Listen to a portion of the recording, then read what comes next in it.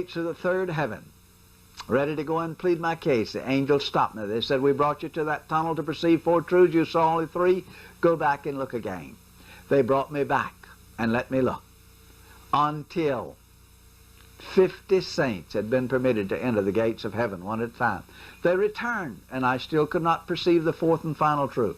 So they told me what I was looking at and was not aware of. They wanted me to be aware of the number of the saints in the tunnel, the insignificant number. Matthew 7:14. For straight is the gate, and narrow the way which leadeth unto life, and few there be that find it. And then they told me what I was looking at represented one 15-minute segment of time where God had harvested out of the planet Earth. That 15-minute span of time, August 3rd, 1979, from 4:45 till 5 o'clock, approximating the distance and time from where the paramedic judged me to be dead in that ambulance until my body arrived at the hospital. In that approximate 15-minute span of time, these 50 saints had died the physical death in Christ, and their physical body was right where they died, but their spirit had gone home. Know that you are an immortal spirit. When this old flesh dies, the spirit's going to leave this body. No spirit can inhabit a dead body. Physical death expels all spirits. Your spirit will be released from that body the moment that body dies. That spirit won't go to sleep in the grave with the body. It's going home. The angels let me look. Now, you won't go home by the way of the grave. You won't even make it to the cemetery. Don't you fear the grave. You won't know the grave. Saved or lost, there's a place for you on the other side of that veil. Although if you're lost, the grave would be a welcome respite. But you won't know the grave. That spirit will go home. Then the host in heaven said to me, why? We permitted you to look at this 15 minutes because it represented the spiritual condition of the planet Earth. They said to me, along with those 50 saints who died in that 15-minute span of time, 1,950 other humans had also died with them, but they were not there. They had taken the other door out of the backside of the veil. 2,000 humans had died in one 15-minute span of time on the planet Earth, and 50 of them made it to heaven. 97.5 never made it. Only 2.5% made it. Matthew 7:13, for broad is the gate and wide is the way that leadeth to destruction, and many there be which go in thereat.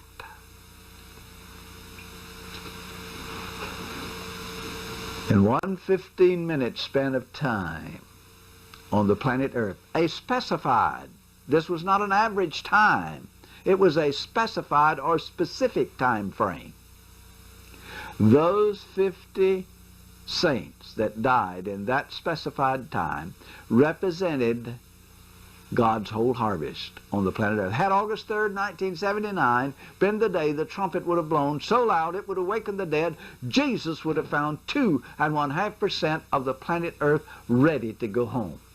97.5 would not have made it. Think about it a moment. If it had been August 3rd, 1979, would you have been in that number? If not, thank God for His mercy. Long-suffering, not willing that any should perish, but that all should come to the knowledge of the saving grace of Jesus Christ. But there is a time already appointed beyond which there will be no extension. If you don't know what your priorities ought to be, ask me. I know.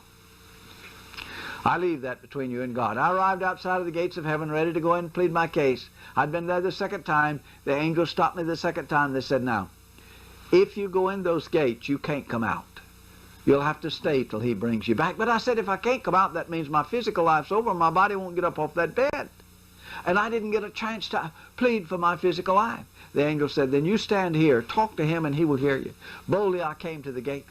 As I looked up, I could not even see the top. I began to plead to a God I could not see. No sound in all of heaven save the sound of my plea. When I finished, then God spoke to me in an audible voice. I'm going to quote for you verbatim part of what God said as He spoke to me that day. The rest I'll paraphrase. I want you to know when I quote the living God, that where I'm quoting Him verbatim, it will certainly be in quotation marks. Otherwise, the conversation will be paraphrased. And I do this because of the many things I found out that day. One, I shall never forget how our God is extremely displeased with many modern Christians who continue to insist upon misquoting Him. Now, God does not mind being quoted, but He hates to be misquoted. He hates it so much that He said in Deuteronomy chapter 18, verse 20, "But the prophet which shall presume to speak a word in my name, which I have not commanded him to speak, or that shall speak in the name of other gods, even that prophet shall die." Unquote. Many people say, well, see right there, that proves He didn't mean it, because look, every Sunday you see television preachers lie in God's name and they don't die. Well, you might say that, but see, I happen to know the Bible said in Ecclesiastes chapter 8, verse 11, that God does not always speedily execute His sentences, but execute them He will. Now, if you belong to Him, you're going to be a witness against me the day I give account of these words. I'm going to give an account of them, not you. And that's why I choose carefully my words. To the best of my ability, I'm going to quote verbatim part of what the living God spoke to me in an audible voice. The rest I'll paraphrase. Let me tell you about the voice He spoke to me in first. It wasn't sweet. It wasn't like the voice the devil used. It wasn't lovely. It wasn't hypnotic. It wasn't even desirable. In fact, the closest description I can find of that voice that He spoke to me is found in John chapter 12, verse 28 and 29, where the voice of God is described as a sound of thunder. He spoke to me in a thunderous voice.